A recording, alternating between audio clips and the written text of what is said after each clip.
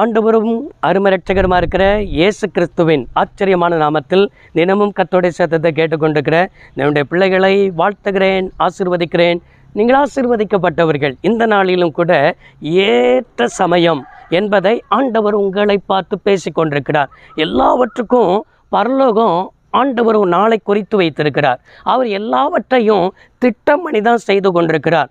உங்களை உயர்த்துவதற்கு, உங்களை மேன்மைப்படுத்துவதற்கு, சில ஆசீர்வாதம் உனக்காக திறக்கப்படுவதற்கு கர்த்தர் நாளை குறித்திருக்கிறார் அல்லவா? அந்த நாள், இந்த நாள், இதுதான் ஏற்ற சமயம் என்பதாக தீர்க்கமாய் பேசி கொண்டிருக்கிறார். இதை எத்தனை பேர் விசுவாசிக்கிறீர்கள்?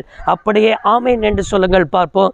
எபிரேய ஆக்கியோன், எபிரேயர் 4ஆம் அதிகாரம் 16வது வசனத்தில் இவ்வாறாக பார்க்க முடிகிறது.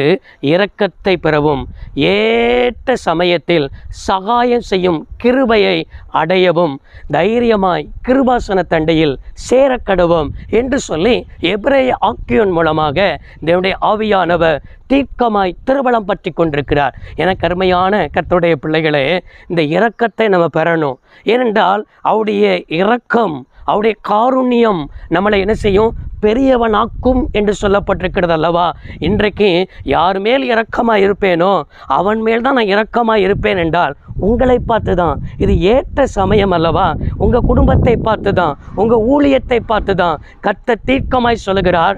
இது நான் முன்குறித்த ஏற்ற சமயம். இந்த நாட்களில் உனக்கு நான் இரக்கத்தை என்ன செய்வேன்? தருவேன். அது மாத்திரமல்ல, ஆண்டவர் சொல்கிற ஒரு வார்த்தை, சகாயம் செய்யும் கிருபையை அடையவும். இந்த சகாயம் என்பது என்ன? அவருடைய உதவி.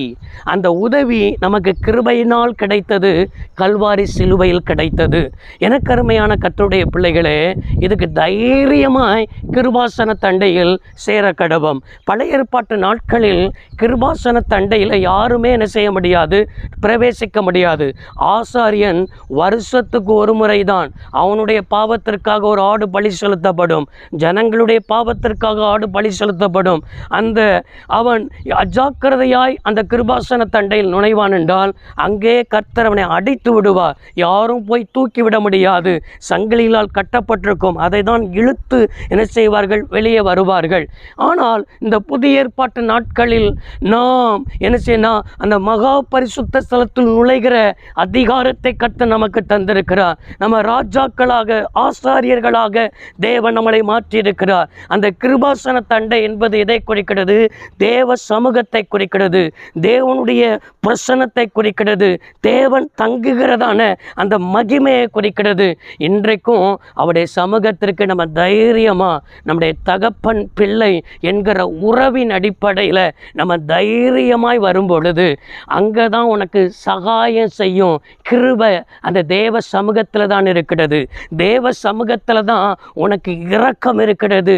தேவ சமூகத்தில் தான் உனக்கு ஏற்ற சமயத்தில் என்ன செய்யணும்? உனக்கு உயர்வு, ஆசீர்வாதம், மேன்மை இந்த தேவ சமூகத்தில் தான் இருக்கிறது. இன்னைக்கு இந்த கிருபாசன தண்டைக்கு நீ வருவதற்கு ஆயத்தமாக இருக்கிறாயா? அவருடைய சமூகத்துக்கு ஓடி வர ஆயத்தமாக இருக்கிறாயா?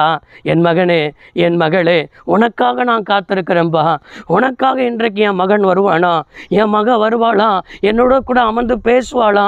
என்னோடு கூட அமர்ந்து என்ன சொன்னால் நான் காட்டுகிற பாதையில் நடக்க ஆயத்தமாக இருக்கிறாளா என்று அவர் காத்திருக்கிறார். நீயோ அவருக்கு என்ன செய்கிற? முதுகை காட்டி கொண்டிருக்கிறாய். இல்லை, எனக்கு நேரம் இல்லை, எனக்கு டைம் இல்லை என்று ஓடிக்கொண்டிருக்கிறாய். இந்த ஏற்ற சமயம் இன்றைக்கு ஆண்டவர் உன்னை பார்த்து பேசி கொண்டிருக்கிறார். நீ அவருடைய சமூகத்துக்கு ஓடிவா. இன்றைக்கு அவருடைய சமூகத்தில் வந்து அமரு.